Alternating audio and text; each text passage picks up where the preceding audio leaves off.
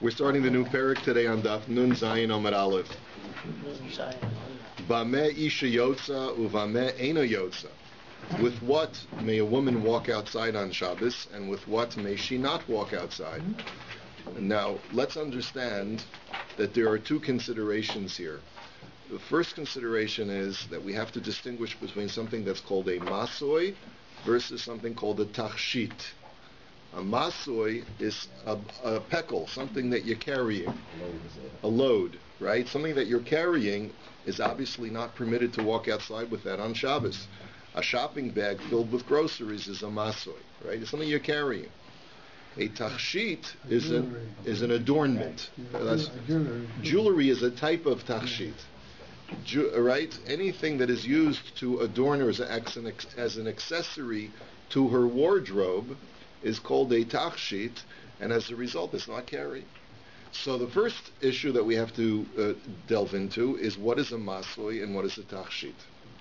The second issue that we have to deliberate over is, even within a tachshit itself, there are certain tachshitim that the rabbi said you're not allowed to walk outside with those on Shabbos, even though it's part of your wardrobe. Why? Because you may be tempted to take it off at some point in Rishus HaRabim, and you'll carry it for Dalet Amos. And those are things that we're going to examine as well in our Mishnah.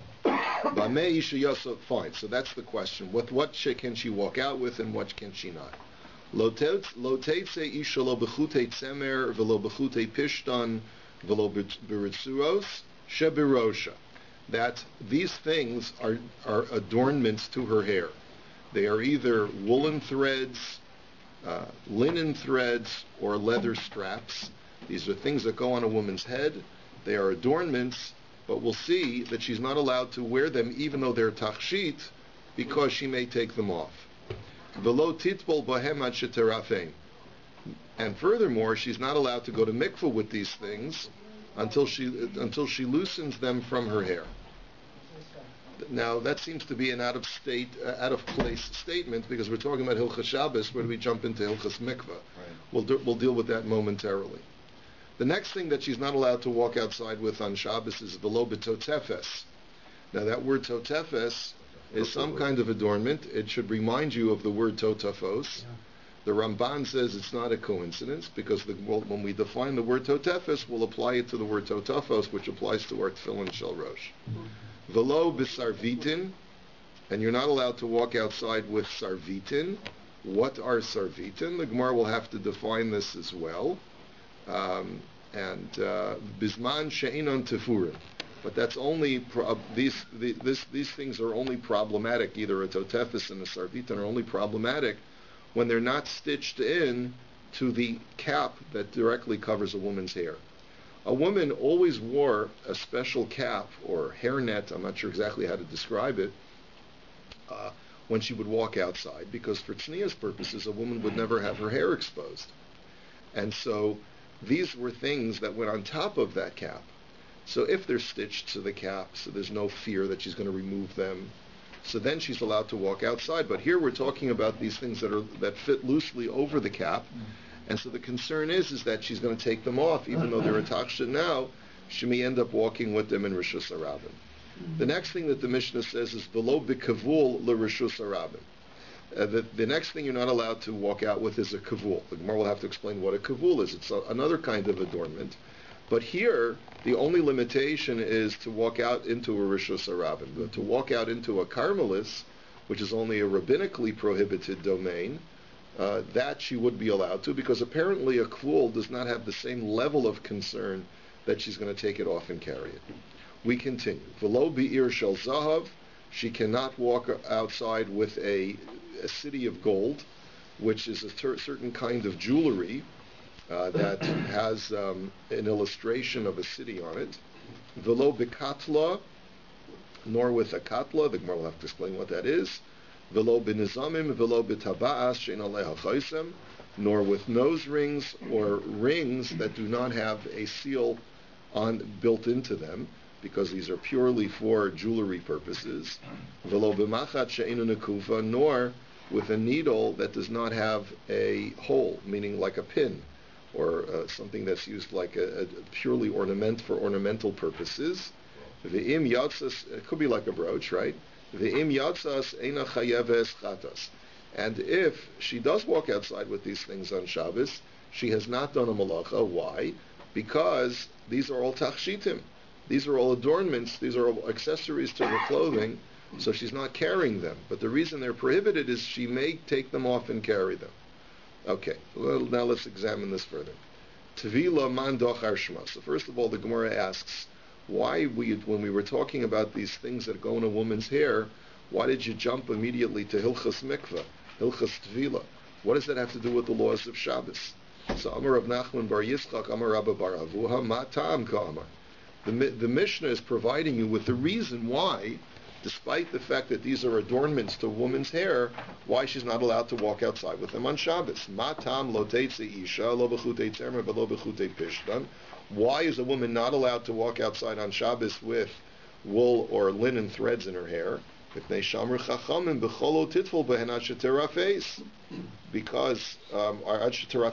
me, is it terafim or terafim? Right, because the rabbi said that even when she goes to mikvah during the week she's not allowed to immerse until she loosens these items. And therefore, b'Shabbos lo seitze dilma misrum ila tefila shel mitzvah v'sharya lahu v'asi la'asuyinu dalad amos b'rishus harabim. And therefore, on Shabbos, even when she's not going to mikvah, she shouldn't walk outside with these things because maybe she'll one time have to go to mikvah on Shabbos. And while she's walking down the street, she's going to want to start getting ready to immerse herself, and she'll take off these strings off of her hair. Off of the head covering, whatever she's wearing, and she's going to want to go because she's preparing to immerse herself in the mikveh, and therefore she's going to end up carrying these things in Rishus Harabim. Fine. So Ba Minei Rav Kahana Meirav Tiki Chalil Tamai. So he asked him the following question: what would be the halacha if you have loops of fabric or loops of thread that are interlocking loops of thread? They're sort of like a chain of fabric or a chain of thread, and this chain is what you're using to put in your hair.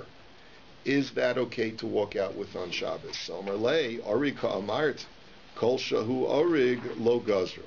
So he says any woven item, anything that has a weave to it, the rabbis were not stringent for the simple reason is that a woven item cannot be is so permeable, is so porous, and it cannot press tightly against the hair like a thread can, like a single thread can, and therefore it won't form a chatzitz. And therefore a woman does not need to take it off before she goes to mikveh, and therefore you have nothing to worry about as far as carrying. So Itmar Nami Amar Rav Huna B'Rei Rav Yeshua Kol Shu Arig Lo Gazru, that this version of Rav Huna B'Rei Rav Yeshua says anything that's woven, there's no problem. V'ika da Amri Amar Rav Huna B'Rei Rav Yeshua Chazina la'achvasi de lo kapton alayhu. That other versions have that Rav Huna B'Rei Rav Yeshua sort of related his own personal experience, that I noticed that when my sisters went to bathe, they didn't have any problem with keeping these woven loops of thread in their hair. So the question the Gemara asks is, "My ika bein hachlishna bein hachlishna."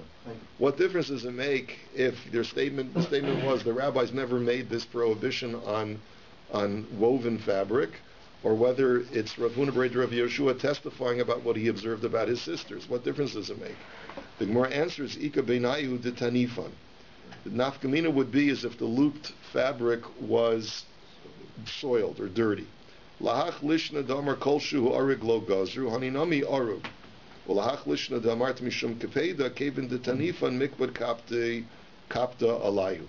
The explanation is as follows: if you understand that across the board, when the rabbis instituted this rule that you're not allowed to walk out if your hair is braided with certain things, so then, and they didn't make any prohibition at all on woven fabric, so then it doesn't make a difference whether the fabric is dirty or not. The rabbis just across the board never made any prohibition on woven fabric that's being placed in the hair.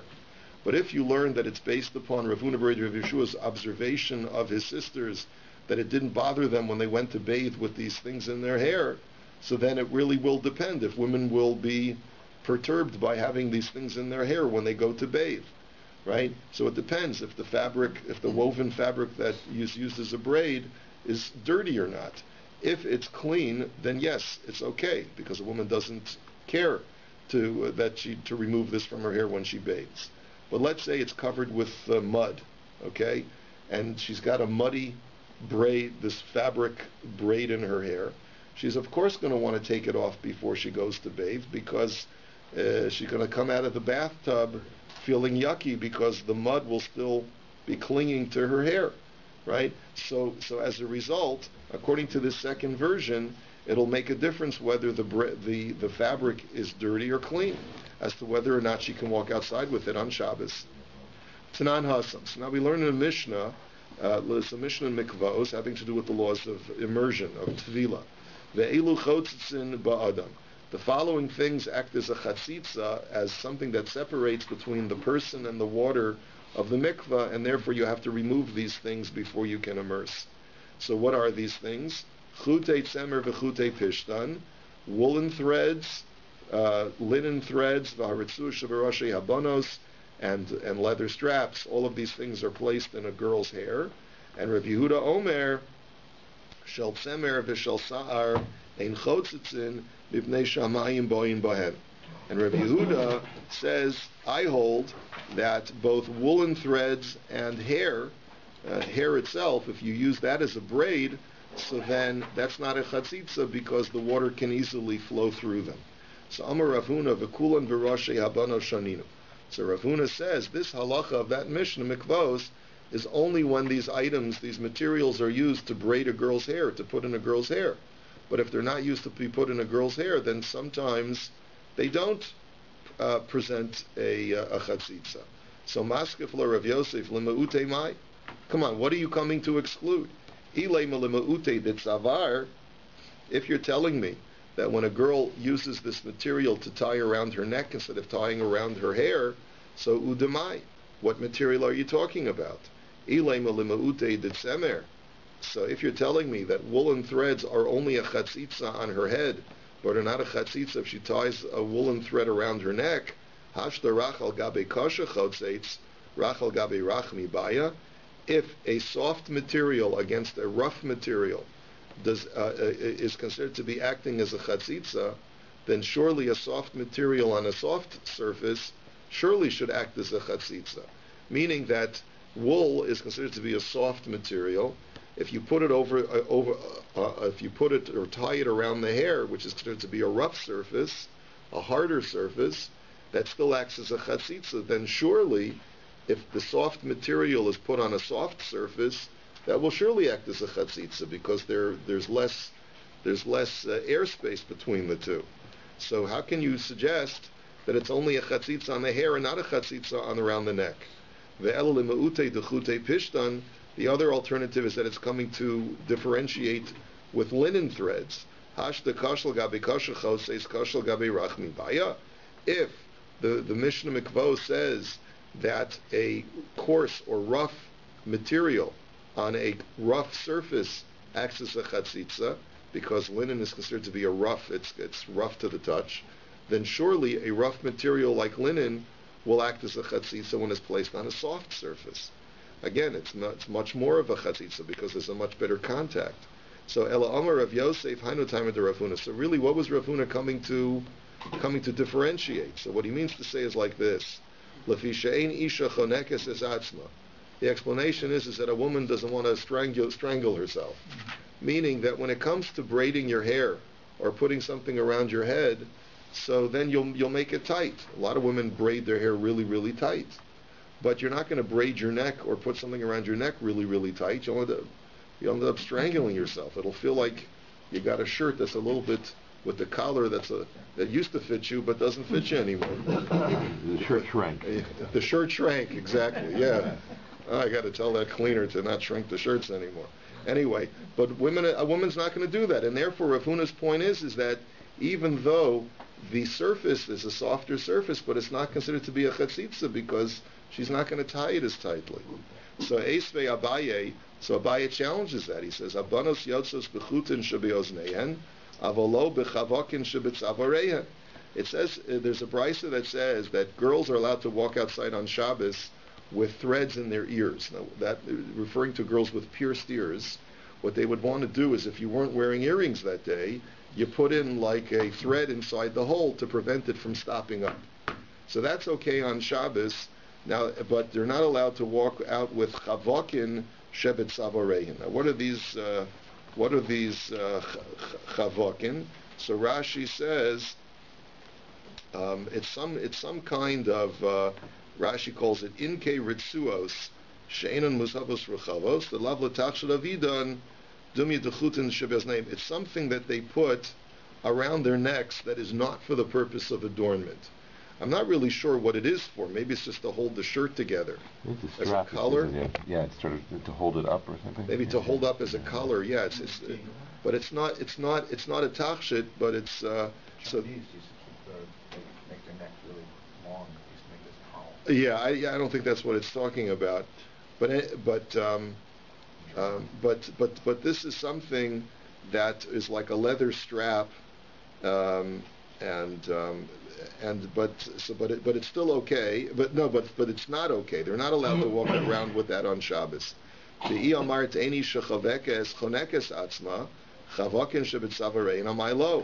if you're going to argue that a woman does not strangle herself, so then she's not going to feel tempted to remove this off her neck. So why can't she walk outside with it on Shabbos?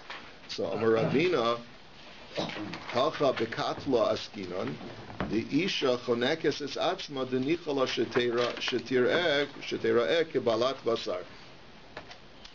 That is talking about a certain kind of strap that they used to tie around their neck that would plump up their flesh. In other words, lahavdil, women today who are a little bit immodest will wear these push-up brassieres. That's not what it's talking about, because women would never dress like that. But they would wear a very proper collar. The point is, what they would do is they would push up some of the skin using this leather strap, because back in those days, if you looked a little fat, you were more beautiful. Fat is beautiful in the times of the Gemara, right? So what they would do is they would put this leather collar around their neck and make it a little bit tighter to push up the skin to make them look like they have a thick neck, to make them look prettier. Rubenesque, or zaftik, as we say in French. Yes. To have more chins than a Chinese directory. That's very good. Would anyone else like a piece of this? I'll tell you, All right. in my times in Poland, You opened the door. Stomach, they said, Shena Balabus. Shena balabus. That's right. That's You know? right. She was eating. If you was Moscow like this, he was not. That's right. But That's you get right. a little, A little boich. Yeah. so he's a fine Shena Yid. A Shena Yid. Yeah. Exactly. All right. Okay. So anyway, the bottom line is that certain materials that are acting as a tachshit, when they're around the neck, they're not considered to be a chatzitza because they're held loosely. This is not a tachshit. This is used actually to prop up the skin, and that will act as a chatzitza. And therefore, you can't walk out with it on Shabbos because she'll be tempted to remove it when she needs to go to mikveh. Next, Reb Yehuda Omer shel tzemer v'shel seir in chotzin mipnei shamayim boin bohem. We had seen in the Brisa, in the Mishnah Mikvos, that Rabbi Yehuda is of the opinion, seems to disagree with the Tanakama. He says that a woolen thread around the hair, or a hair around the hair, when the hair itself itself from a foreign source is being used as a braid, that does not act as a chatzitza because the water flows right through it. So Amar Rav Yosef, Amar Rav Yehuda, Amar Shmuel, halacha ke Rabbi Yehuda b'chutei seyar. That the halacha is like Rabbi Yehuda when it comes to when hair from a foreign source is used as a braid. So Amar le Abaya halacha michlal de pligi. So Abaya says to him, you're making an assumption which isn't necessarily correct. You're assuming that Rabbi Yehuda and the Tanakama argue with each other, and therefore you have to say that the halacha is like Rabbi Yehuda when it comes to hair. How do you know that the Tanakama even disagrees with Rabbi Yehuda? Because the Tanakama never discussed hair. The Tanakama discussed wool, linen, and leather. And it's only Rabbi Yehuda who introduced the concept of hair. So how do you know that the Tanna Kama disagrees with him?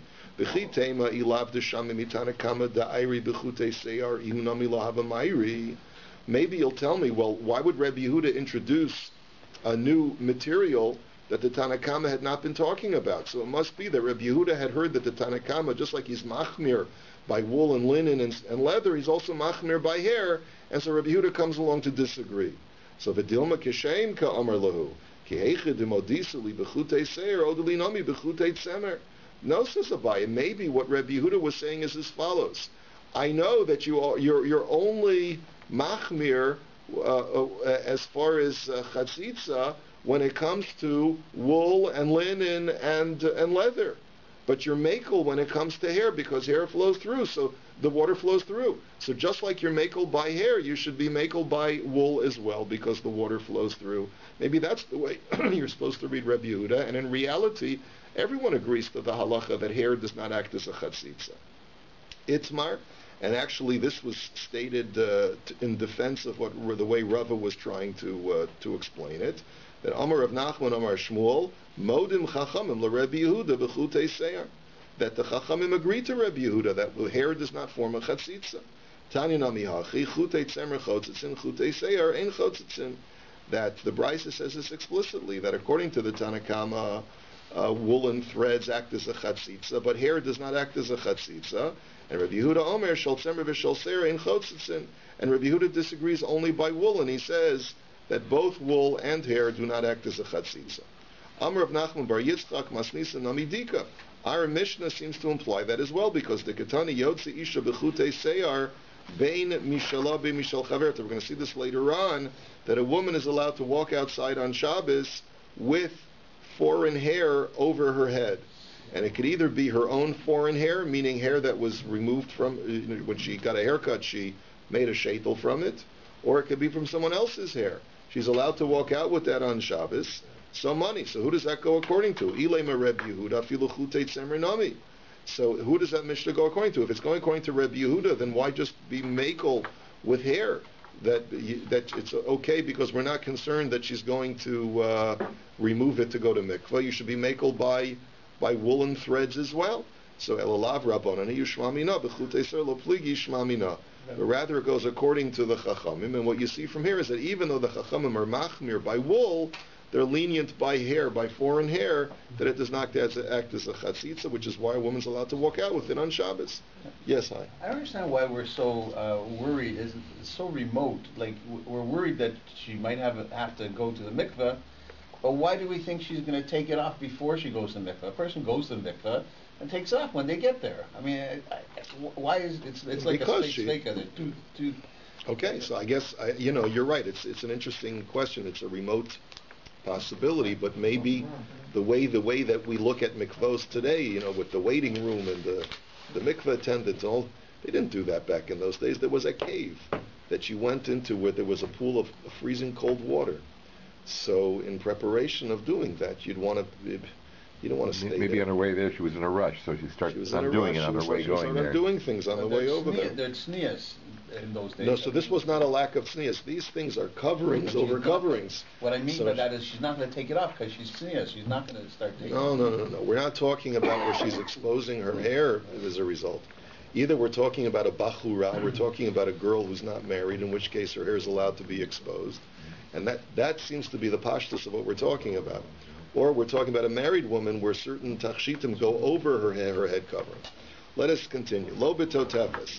You're not allowed to walk outside with the totefes on Shabbos. So my totefes, what is a totefes? Amar Rav Yoseph, chumrasa de It is some kind of amulet that wards off the ayin hara. That's the way Rashi translates those words.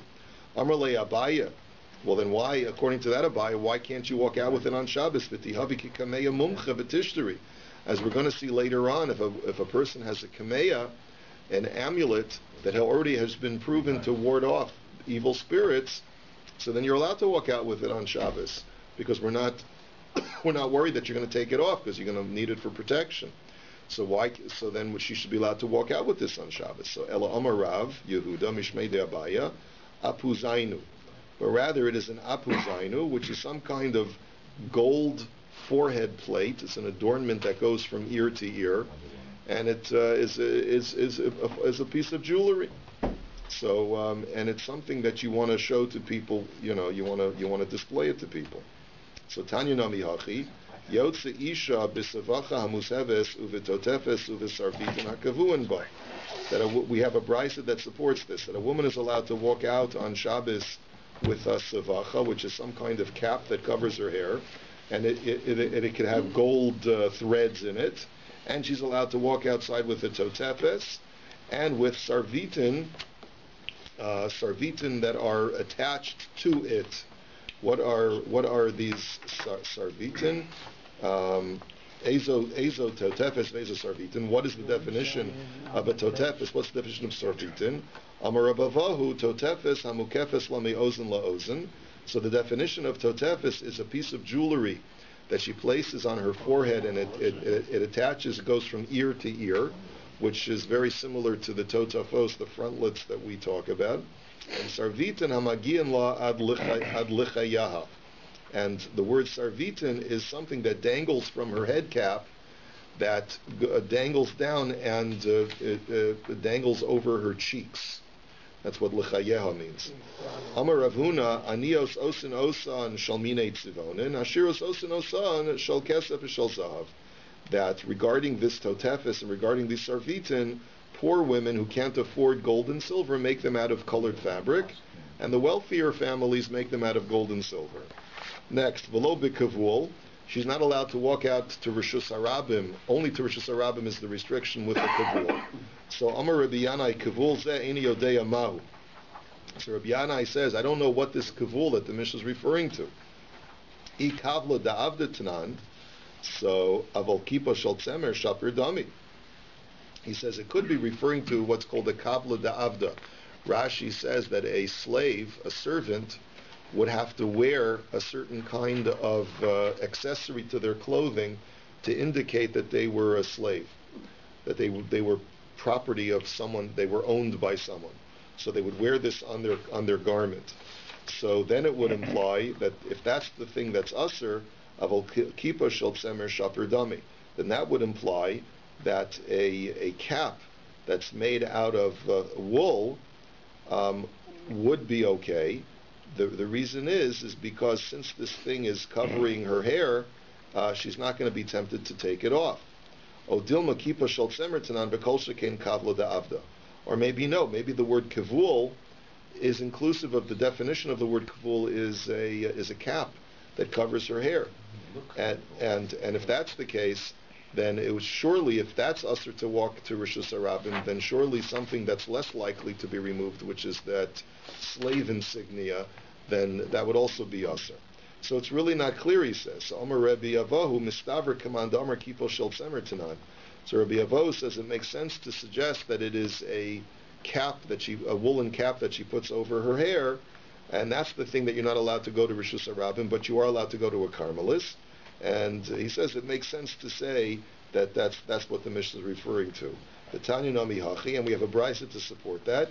Yotza Isha b'kavul uve'istam alachatzer, that a woman is allowed to walk out on Shabbos with a kavul and with an istama, which we'll explain momentarily what that is. She's allowed to walk out with those things to a chatzer. Rabbi Shimon ben Elazar Omer af b'kavul l'rishus harabim. And Rabbi Shimon ben Elazar says she can even walk with the kavul into Rishus Harabim. So you see that the Tanakama was talking about a kippah shel tzemer, was talking about a woolen cap, and Rabbi Shimon ben Elazar says that woolen cap, which is called a kavul, she's allowed to go even to Rishus Harabim. So you see that. The kavul. No, wait a minute. Where do you don't really necessarily see from here yet so far what a kavul is, but we'll see from the next part. Klal Omer of Shimon ben Elazar, Kol shehu lamata min hasavacha yotzin bo, Kol shehu lamayla min hasavacha ein yotzin bo. This is where you see it. You see it from the brisa where Shimon ben Elazar sort of defines why he feels that you're allowed to walk outside with the kavul even to Rishus Harabim. He says anything that's below the sivacha, which is the special head covering that a woman has, you're allowed to walk out with on Shabbos because he's not worried that she's going to remove it in Rishus Harabim. But anything that's above that, you're not allowed to walk out with. So, okay, so that's fine. So now the Gemara's question is, my istima. The Tanakama had said that a woman is allowed to walk outside to a chatzer, but not to Rishus Harabim, with a kavul and an istima. So we've defined kavul as being that woolen cap that's underneath the savacha, which is the head covering. And the question is, what is an istima? So Amar Rabavahu bizyone. It means bizyone. So what does that mean? My bizyone. Amar Abai Amar Rav kilya pruche. It's a small, Rashi calls it a small kind of turban, which I'm just thinking maybe it's like what the Mennonite women wear. I'm not really sure, but Rashi explains that a lot of times when you wear this cap that this woman wears, there's the woolen cap that is in the lower layer, and then there's the savacha, which is the outer layer tichol, or the outer layer cap, and then there would be hairs that would be protruding out of it from the sides by the temples and maybe in the back, and so a woman would wear this additional turban covering to cover those additional hairs. So that... Because they're embarrassed about it. Bizyoina, maybe? Embarrassed about it? Is that maybe the reason? It could be. It could be maybe that's why it's called bizyone. It could be. That's a very interesting thought. So Tana Rabban and Gimel Dvarim Nemru Be'istima. There are three things stated about an istima. What are those? Ein ba mishum kilayim, that there's no problem of kilayim because these things are made from felt. They're not woven. So even if there's a combination of wool and linen in them, there's no shatnez because they're not woven. Ve'eno mitama b'negoim. It's not subject to getting tumas saras because it's not woven, and saras can only afflict the garment that's woven. Ve'en yotzen bo l'rishus harabim. And you're not allowed to walk out in a Rishus Harabim with it. And Mishum Reb Shimon Amru, Af Ein Ba Mishum Ataros Kalos.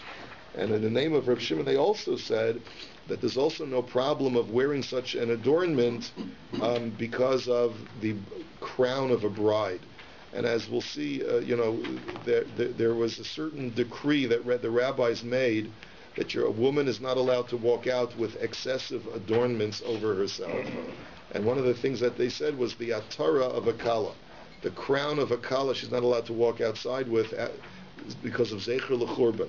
You're not supposed to be too made up because you're supposed to have a zecher l'churban. So therefore, there's no problem of wearing this particular kind of istima in that scenario because it's not considered to be an excessive kind of adornment. And this is where we'll hold it for today. Everyone have a wonderful day.